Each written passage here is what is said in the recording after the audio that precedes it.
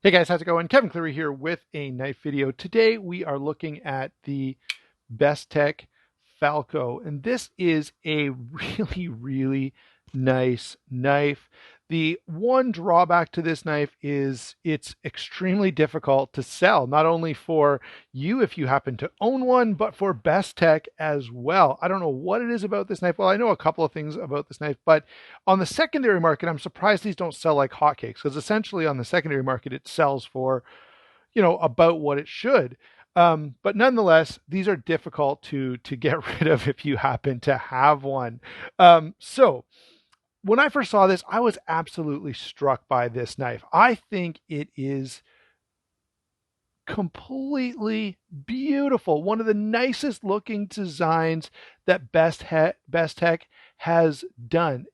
Perhaps, I mean, for an in-house design, I know they've done some collaborative stuff, and yeah, those are really nicely done, like Vero Engineering and Morgan Cohen and stuff like that. But um, for their own in-house designs, I tend to actually dislike Bestech. However, the Kombu designs, which this is, tend to be a little bit better. And this one is superb. This one is, about as good, I think, even as the Fairchild. And it's a little plainer. It's a little more of a standard knife design, which I would expect could make this even more popular than the Fairchild, which the Fairchild has been quite popular. All right. So yeah, I looked at this and I saw it when it first started being, sort of released into the wild. I saw it before that when they were introducing them at Blade Show, but when I finally saw this on a couple of websites, White Mountain Knives, of course, especially, I was like, man, that is a great looking knife. It comes in about 3 variations. This is the sort of blue variation. There's a green and I think a black or maybe brown. Anyway, they're all really attractive. They all have, some really nice touches. So we've got a nice titanium pivot collar here, titanium backspacer, anodized, and titanium pocket clip, milled and anodized. The liners are titanium as well. So it's a titanium liner lock on bearings with a flipper as well as an opening hole that does work really well when I'm not on camera. So this has all the right stuff, and it's also the right size. Really nice size. In fact, 8.5 inches overall, 3 11/16 on the blade, 4 7/8 close. So to get over 3.5 inches of blade, almost 3 3/4 inches of blade, in fact, with under a 5 inch handle, that's a win. The other thing that's really impressive about this, it only weighs 4 ounces. Like that's phenomenal. It's got tons of grip area, 3 3/4 inches of grip area, plus a finger choil. I don't know if it was meant to be a finger choil, but it does work for my finger anyway. There's probably some people have a bigger finger than I do that where it wouldn't work. And obviously you're only going to do this under pretty tightly controlled circumstances. Even if I back up though, I've got tons of real estate here. So there's a lot to love about this knife, and I really do. I would almost go so far as to say this is my favorite Bestech. There are a couple others that I think might just nudge it out of the top spot, but this is a really nice knife. There are, however, some issues, I think, and I think the biggest issue that this knife has is expectation on our part as the knife consumers. All right. Bestech did a great job positioning itself as, a quality budget brand. And as a quality budget brand, they are fantastic. All right. And so we've been buying Bestech liner locks on bearings for a number of years now, and we're used to paying like $50 for them and getting a great knife for $50. Okay. Bestech is one of the, Chinese D2 flipper tab companies that just, along with Civivi and Kubi and, who knows how many others, they have all these liner locks with D2 steel, and pretty much all of them are good. Some of them are actually made by the same place, but nonetheless, Bestech went out of out of bounds with this knife, and they've been going out of bounds. And they really, to me, it seems that Bestech really wants to reposition themselves and not be sort of the budget brand anymore. Bestech wants to be we, right?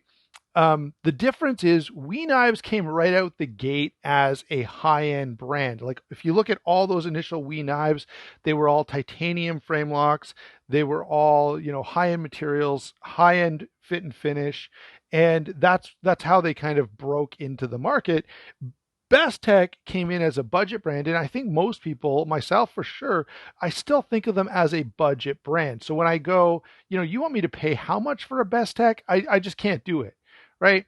And in some ways, that's one of the reasons I don't have a Vero Engineering. Like it's just a Bestech, and I can't bring myself to pay that kind of money for a Bestech knife. Now, having said that, are they doing a great job on their partnerships? Yes. The quality is second to none. In fact, in some cases, I would say some Best Techs, this is one that's right up there, have fit and finish and action and performance that's just as good as anything that you could get from We Knives, and almost maybe touches that Riot point in the marketplace. So they're doing a good job, but for myself and for I know a lot of knife buyers out there, they're a budget brand, and it's hard to break out of that mold. And in fact, in some ways, you probably maybe don't want to. All right. But certainly Bestech is shirking that. They're doing something different now, and they have a bunch of knives out there that are quite costly, right? They have a number of models that are certainly in the 250 and above, 250 to 350 kind of price range. All right, so that I think is one of the problems, and I think that's a legitimate part of the discussion here. People look at this, they see the Bestech logo. Sorry, it's on the other side, and they go, "Oh, that's a nice looking knife. It should be around $55, $65." And they see the actual price and go, "What?" And the actual price, by the way, on these is around $160, and that is steep for what this is. There is another hiccup with this knife that we need to address, and that is, of course, the blade steel. Blade steel here is 154 cm. Now that's a great steel. It's completely adequate. There's no complaint that I have about that steel at all, except that at this point it's essentially a good quality budget steel. Like it's in the same kind of category as 14C28N and VG10 and some others that are sort of in that range where and we're seeing them on Kaisers for $75. So when you see those steels, there's a price point in your mind, in my mind certainly, and I know in many people's minds, that kind of goes along with that steel. All right. Now, I want to bring in one other element here, and that is, of course, to come back to We Knives. We Knives can make a perfect liner lock. They've done it with the Big Banter. In previously on this channel, I've had the Wii Sakshi and I've had the Wii 818 Streak. Both of those were amazing. I mean, probably the nicest implementations of liner locks I have ever experienced. They're absolutely fantastic. Now they're not cheap either. The Sakshi which is a titanium frame lock like the Bestech here, the Sakshi is like $180 something. The Streak is now discontinued, but it was like $140. It was around the same price as a Para 2, and I remember when I had it, comparing it quite closely to a Para 2. Now, there is a big difference. The Streak had M390 steel, and the Sakshi had 20 CV, which are essentially equivalent. And so here's what I think about this Bestech. If this had M390 steel or 20 CV or any of the higher end steels, Bestech would easily get what they're asking for. All right, easily. With 154 cm, that becomes a bit of a challenge. The other thing they could have done, I suppose there's more cost in doing the layered carbon fiber G10 stuff, and certainly there's more cost to titanium than there is to stainless steel. But having said all that, Bestech could have maybe, pulled this off by doing, I don't know, one, a higher end steel. Improve the steel, lower the price, and I think this would have been like the definitive Bestech, the one that everyone talks about. You know how the Feldspar like just blew CGRB up, and everyone was like, "This is the most fantastic knife ever." I think if this knife would have been just tweaked a little, it could have done that kind of thing for Bestech because it is really, really fantastic. Okay. Um, Now, and this brings up, I think, another element to this whole discussion, and that is, the Chinese brands, they kind of need to know their place, right? If I want to pay $300 for an M390 liner lock, I'll buy a Spyderco. I'll buy a Benchmade. I'll buy a Zero Tolerance. There are U.S. brands that I can buy for those dollars, and to try and compete directly with them, I think in most people's minds, myself for sure, and many many of my viewers that I talk to, we're gonna buy domestic when we can. The way to convince us to break that rule is by appealing to our wallets, right? So you've got to come in at a very aggressive price point, or it's really, really hard to be interested. And I know this is probably isn't going to be a popular opinion. And I know, I could see some serious pushback on this point, but I'm sorry, that's just the way the market is. And we all know that, if Spyderco made this knife with carbon fiber and titanium and 154 cm, fine. If they did even S30V, let's say, which Spyderco tends to do on their higher end pieces, we all know this would be $300 to $400. Okay. But this is not Spyderco, right? Bestech cannot demand Spyderco prices. It just isn't going to work. And, I'm not really sorry for that. This, the trade-off that we make, or the understanding that we had with the overseas brands, especially the Chinese brands, is, look, we'll buy your competitive item because it's half the price. Okay. So once it's not half the price, it's like, sorry, I'll just save the extra $50 and buy a Spyderco, or buy a Benchmade, or a Zero Tolerance, or a Hogue, or whatever. Right? There are a number of other brands that we could talk about here.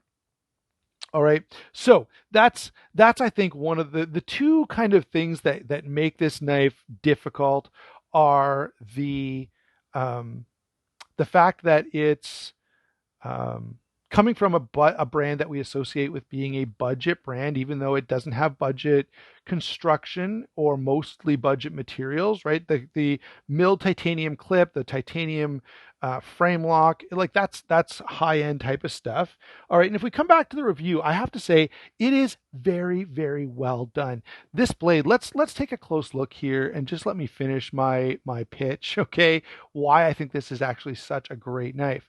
The blade, this high flat grind, super thin behind the edge, beautifully done satin finish. I mean, absolutely stunning satin finish. This is a gorgeous, gorgeous blade, even if it is 154 cm.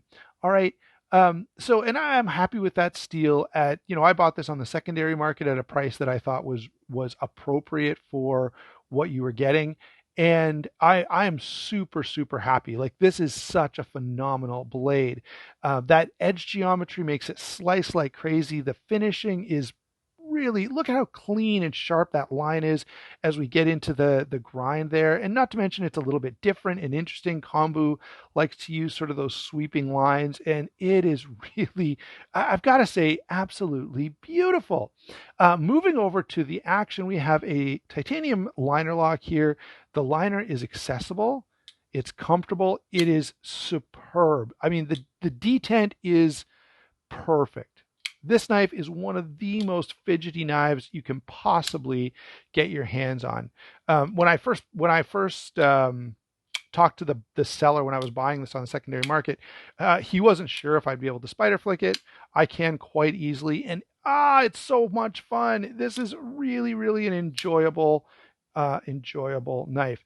The flipper tab is just the right size. There's a little bit of jimping there to catch your finger, and it deploys with authority every time. It is the action on this is great. And I will say that's the one thing that might almost make this worth the price of admission, even at the brand new price. Now these days these are on sale. Like, you should be able to get it for considerably less. But having making having made that point, um, if you can get this on sale, if you can get this for 120 bucks, 130 bucks, buy it. It is so good. The ergonomics, it feels phenomenal in hand. It, like, they have, how many times have we complained about milled titanium clips, being uncomfortable or not going into pocket well or any of that stuff? This works amazingly well. The carbon fiber with the G10 is beautiful. All right. And in fact, I may even get the green one as well if I can find it at a good price point, because this is a really, really great knife with with those qualifications that I have mentioned. Finger choil works as a finger choil here. It's quite nice that way. There are little it is chamfered around the edges there to make it comfortable. The nice big wow, nice big blue anodized backspacer looks great. I mean, there's nothing that looks bad on this knife. It's beautiful and it's functional, and overall it is a huge win, other than the hiccup here with the materials and the pricing. So what would I say about this knife? Yeah, buy it. It is amazing. It's a great knife. Just buy it on the secondary market, or buy it when they put a deep discount on it. And there already are some that I've seen, because this knife, it didn't sell that well because of the exact points that I'm making here. Before I wrap it up, I should, to be fair, throw in a couple of comparisons just so that you can sort of see. We already had the big banter out here, but let me grab a pair of two. And let's throw in a Benchmade Super Freak as well, just so you can sort of see where this lands size-wise. All right, guys. So that is my take on the Bestech Falko. Beautiful knife, extremely well done. The action is an absolute home run, better than almost any liner lock I have ever felt. I mean, this is a great knife. It's just those couple things that they kind of messed up, and it really has hurt this knife. And I'm a bit sad about that, because this is so good and it should have been enjoyed. This should be the knife that sells out everywhere that we can't get our hands on, because it's just such a well done folding knife.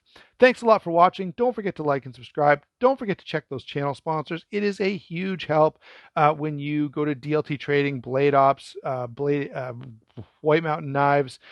Please do that. It really helps the channel out a lot. And in many cases, now Blade Ops and DLT Trading, you won't save any money, but it just help the channel. White Mountain Knives, you'll also get a 10% discount in addition to helping me out. So I'll thank you in advance, and we will talk to you soon.